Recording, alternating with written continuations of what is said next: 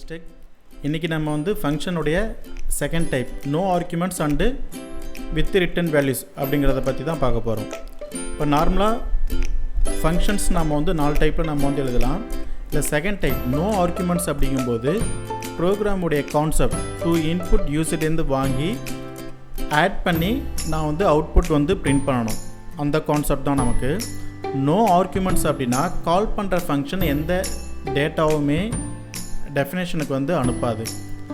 With return values அப்படிங்கும்போது டெஃபினேஷனில் இருந்துட்டு ஃபைனலாக ஆன்சரை கால் பண்ண ஃபங்க்ஷனுக்கு நான் வந்து ரிட்டன் பண்ணணும். சரிங்களா? ஸோ அதுதான் செகண்ட் டைப்.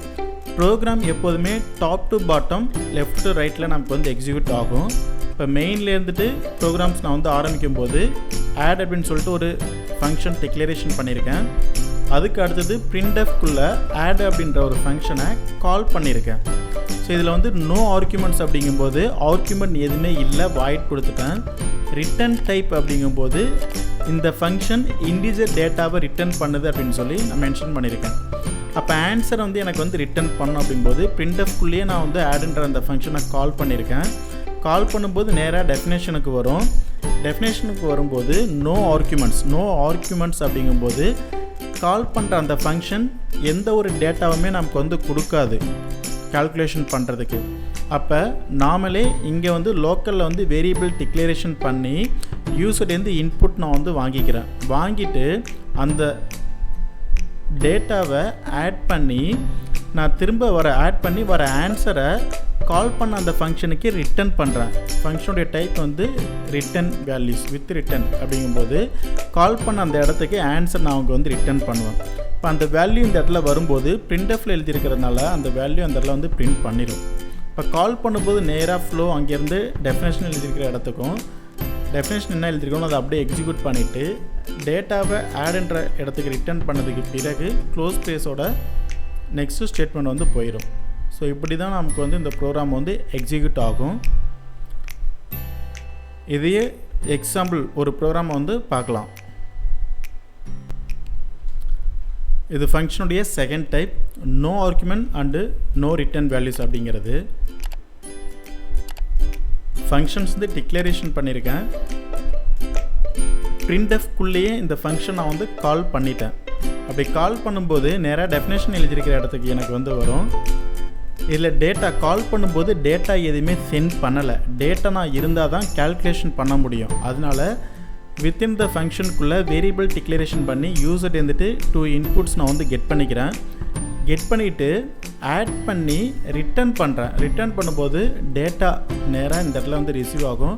printfல எழுதியிருக்கிறதுனால அந்த வேல்யூ எனக்கு வந்து பிரிண்ட் பண்ணிடும்.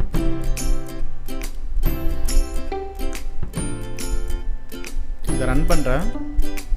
ஏவுக்கு வந்து 33, பிக்கு வந்து 22 நான் வந்து கொடுக்குறேன். கொடுக்கும்போது ஆன்சர் எனக்கு வந்து 55 அப்படிங்கிறத வந்து பிரிண்ட் பண்ணும். எப்படின்னா ஃபங்க்ஷனை கால் பண்ணும்போது நேராக டெஃபினேஷன் எழுதியிருக்கிற இடத்துக்கு வந்துடும்.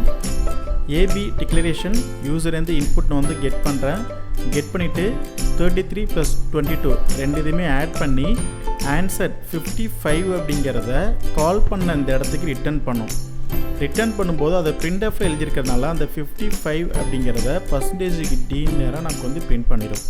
ஸோ இதே ப்ரோக்ராமை நான் ஆட் அப்படிங்கிறத printfல நான் வந்துட்டு எழுதாமல் தனியாக நம்ம வந்து கால் பண்ணுறது மாதிரியும் எழுதிக்கலாம்.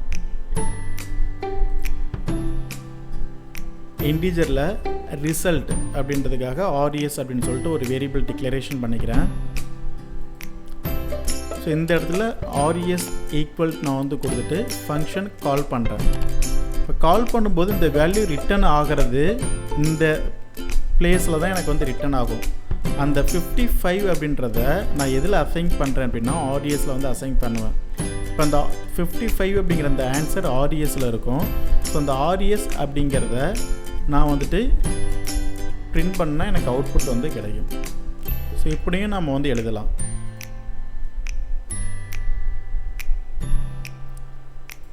ஏவுக்கு வந்து 22, பிக்கு வந்து 33 நான் வந்து கொடுத்தேன் அப்படின்னா ஆன்சர் நமக்கு வந்து பிரிண்ட் ஆகும். இது வந்து ஃபங்க்ஷனுடைய செகண்ட் டைப். ஆர்குமெண்ட்ஸ் இல்லாமல் ஒரு ஃபங்க்ஷன் ரிட்டர்ன் பண்ணுறது மாதிரியும் நம்ம வந்து எழுதிக்கலாம். Thank you friends. Thank you for watching.